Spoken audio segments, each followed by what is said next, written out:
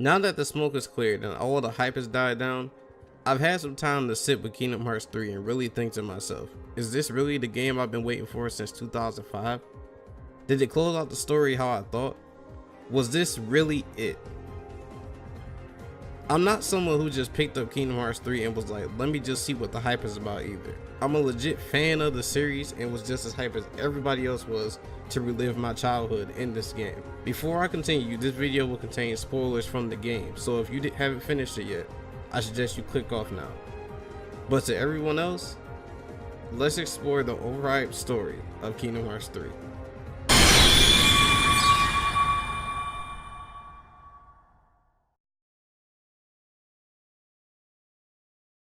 Now before we get to the meat of my argument, let's start with the combat.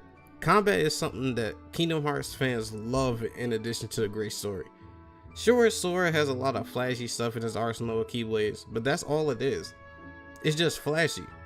All you're doing is hitting something until arrows come up on your screen. That's basically the game saying, oh, you did something. Let me reward you with this get out of jail free card that does crazy amounts of damage. And that kind of stuff was boring to me in the game. All you did was kind of bide your time while you're fighting a boss that you were struggling on or something, and just waited for an action command, used it, and it did crazy amounts of damage. It wasn't a real fight, if that makes sense. Y'all remember Sephiroth? The challenge that was? There was no, hey, I got a super move, let me use it and get a free win. It was a straight up brawl to the death with that man. And that's what this game is missing a lot of. Now to the meat of my problems, and the one that stands out the most to me, it's the holes in the story.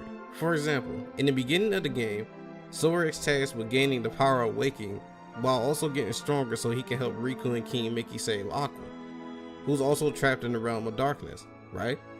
Now throughout the game, Riku and King Mickey are there looking for and fighting a heartless tornado, and we lose track of them towards the middle of the game.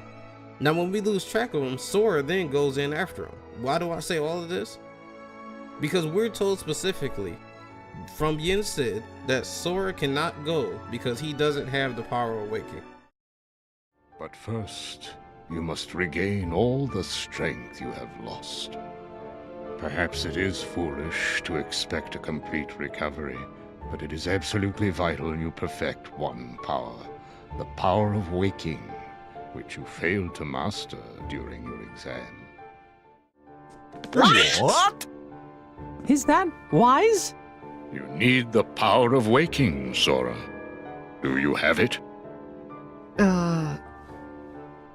No. Probably not. Without that power, you are not ready to face the realm of darkness. Come on! Very good.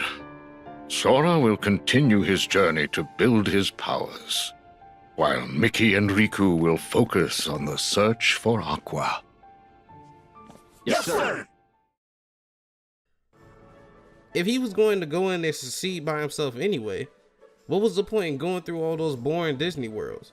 The game does this weird thing where the ending and the secret ending traps you in some type of genjutsu, where your mind is blown so much by the reveal of Xigbar to be Lucio and the return of the Masters, that you forget what the journey was leading up to that point and how pointless it actually was.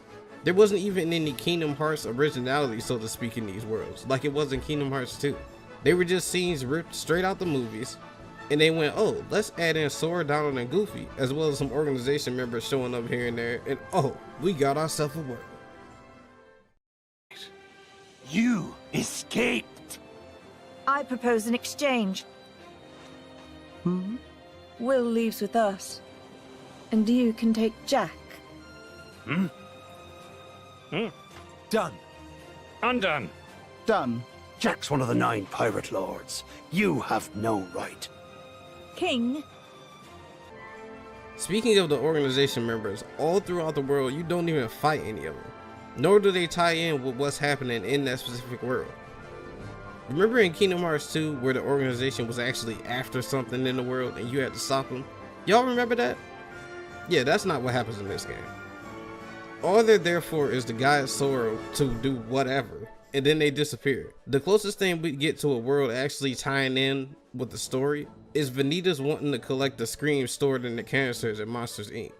If we had some more of that, the organization actually tying in to whatever's happening within that world, I think the story would have had a lot more substance than it actually did.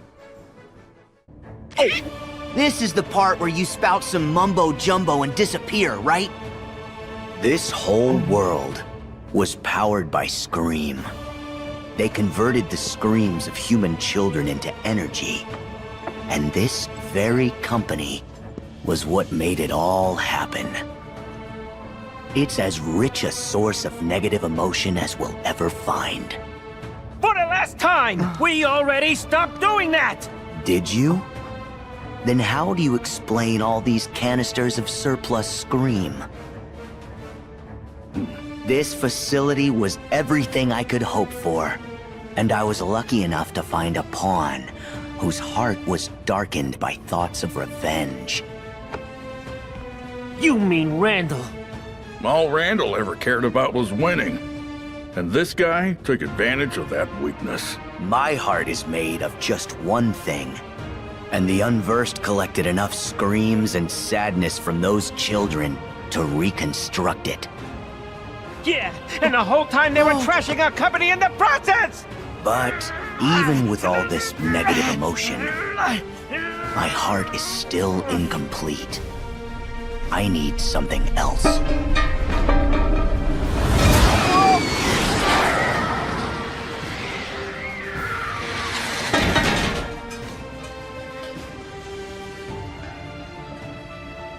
The half of me that sleeps on inside of your heart. Vanitas!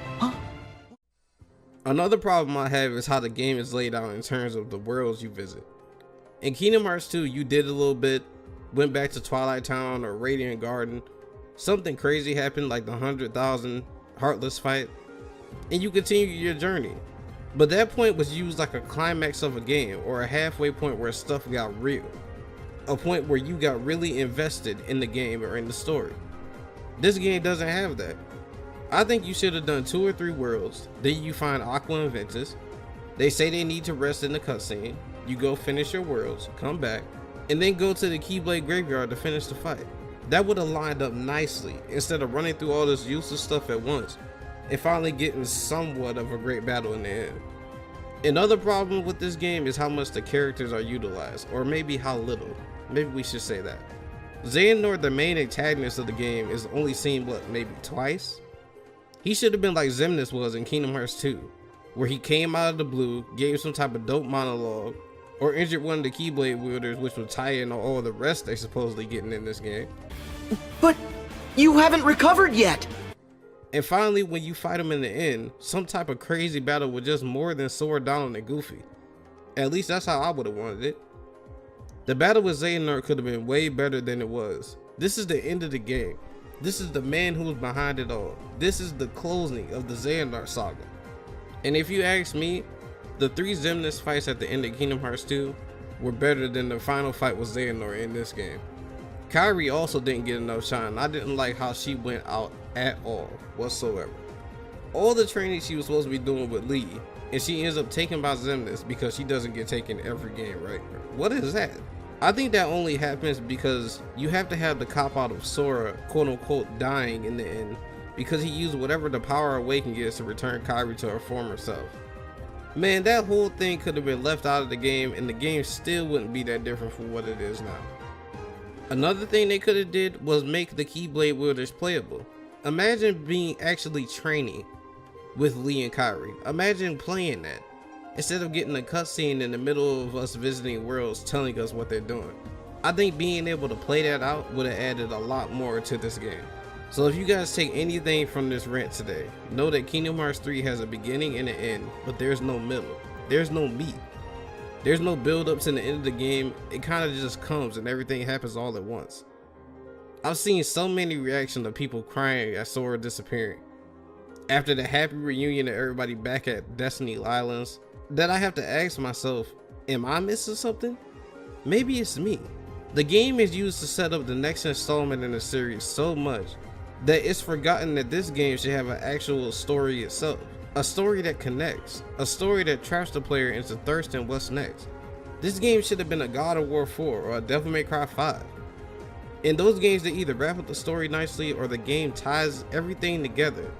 The story of Kingdom Hearts 3 can basically be told in a 6-minute mini movie if you really sat down and cut out all the parts that actually didn't matter, like let's say all the worlds you visited. And that's not the hype I was looking forward to relive my childhood whatsoever. I hope you guys understand where I'm coming from, but I'm going to wrap the video up there.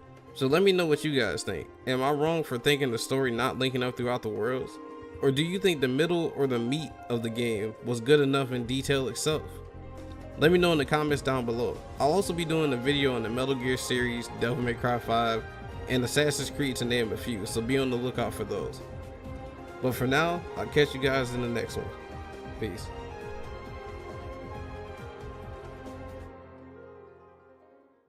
Feeling fresh, summer recess. Got shorty wearing a cocktail dress. Yeah, she got style in excess. Ain't nobody match her, she the best. Call her homie, maybe two. I finna link up and gon' get a brew.